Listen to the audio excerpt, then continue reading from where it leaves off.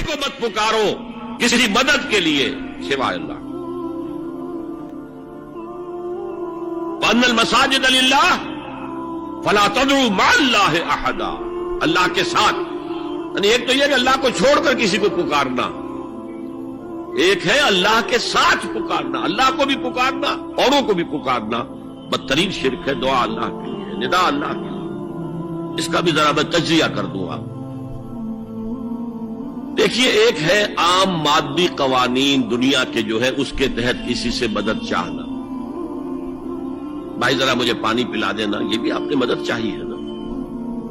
حضور کے بارے میں تو آیا ہے کہ آپ اتنے خوددار تھے صلی اللہ علیہ وسلم کہ اگر سواری پر ہوتے تھے اور آپ کا گھوڑا نیچے گر جاتا تھا تو کسی سے یہ نہیں کہتے تھے کہ یہ گھوڑا مجھے اٹھا کے دے دو، بلکہ خود سواری سے اتر کر گھوڑا اٹھاتے تھے. تو یہ جو قانون مادی ہے اس کے تحت مدد مانگنا کوئی بری بات نہیں ہے، کوئی غلط بات نہیں. ماورائی اعتبار سے، غیبی اعتبار سے کسی سے مدد مانگنا کسے باشد کوئی ہو، شرک فی الدعاء. ان المساجد للہ فلا تدعوا مع اللہ احدا. ایک ہے استعارتن اقبال کہتا ہے ہمالا اے فصیل کشور ہندوستان.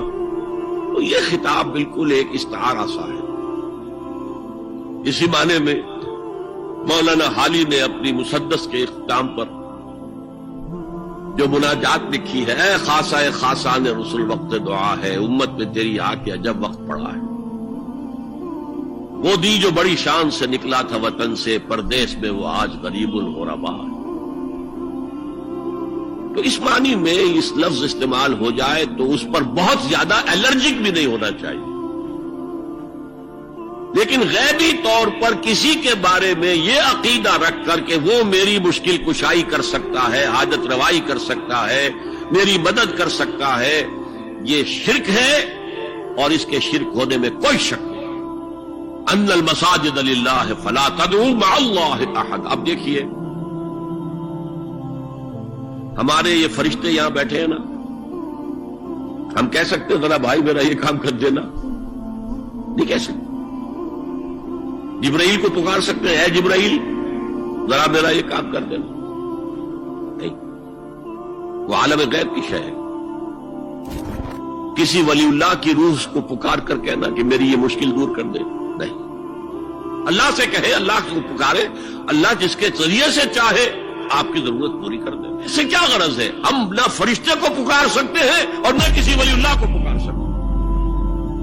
پکارو اللہ کو. قال ربكم ادعوني استجب لكم ان الذين يستكبرون عن عبادتي سيدخلون جہنم داخرین. تمہارا رب کہتا ہے مجھے پکارو، مجھ سے مانگو، میں تمہیں دوں گا، تمہاری دعا سنوں گا، قبول کروں گا.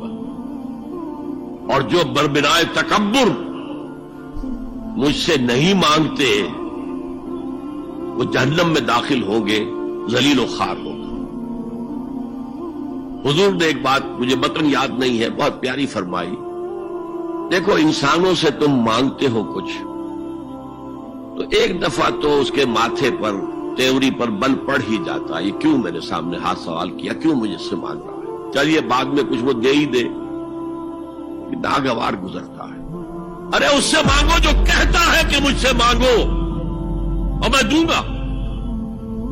وہ نہ مانگنے پہ ناراض ہے، اس سے نہیں مانگتے. رات کے آخری ساعتوں میں، یا جسے آپ کہتے ہیں the small hours of the morning، حدیث میں آتا اللہ نزول اجلال فرماتے، جس کو ہم نہیں جانتے کیسے نزول ہوتا ہے. ذات باری تعالیٰ اور اس کے متعلقات کے بارے میں جو بات آ گئی قرآن میں، حدیث میں، وہ ہم مانتے ہیں. کیسا یہ ہم نہیں جانتے. اس کا ہاتھ ہے کیسا ہے ہم نہیں جانتے. اس کا چہرہ ہے کیسا ہے ہم نہیں جانتے. اس کی ساق ہے، اس کی پنڈلی ہے کیسی ہم نہیں جانتے. وہ سنتا ہے کیسے سنتا ہے ہم نہیں جانتے. کیا اس کے کان ہے؟ کیا اسے بھی ساؤنڈ ویوز کی ضرورت ہے سننے کے لیے؟ وہ دیکھتا ہے کیسے دیکھتا ہے ہم نہیں جانتے. وہ اترتا ہے کیسے اترتا ہے ہم نہیں جانتے. جو قرآن میں آ گیا، حدیث میں آ گیا، مان لیجئے بس. باقی یہ متشابہات میں سے ہے، اس کی کھوج کریب میں پڑو گے تو فتنے میں مبتلا ہو جاؤ گے۔ ابتغاء الفتنۃ وابتغاء تاویلہ۔ لہذا حدیث میں آتا ہے کہ رات کے آخری ساعتوں میں اللہ سمائے دنیا تک نزول فرماتے ہیں، اور پھر ندا لگتی ہے هل من سائل فأعطیہ، ہے کوئی سوال کرنے والا، مانگنے والا کہ میں اسے دوں؟ هل من مستغفر فاغفر له، ہے کوئی گناہوں کی معافی چاہنے والا کہ میں اسے معاف کر دوں؟ ہم انٹا غفیل سو رہے ہیں، ہم تو مائل بکرم ہے، کوئی سائل ہی نہیں، راہ دکھلائیں کسے، رہنم منزل ہی نہیں، کسی کو مت پکارو کسی مدد کے لیے سوائے اللہ۔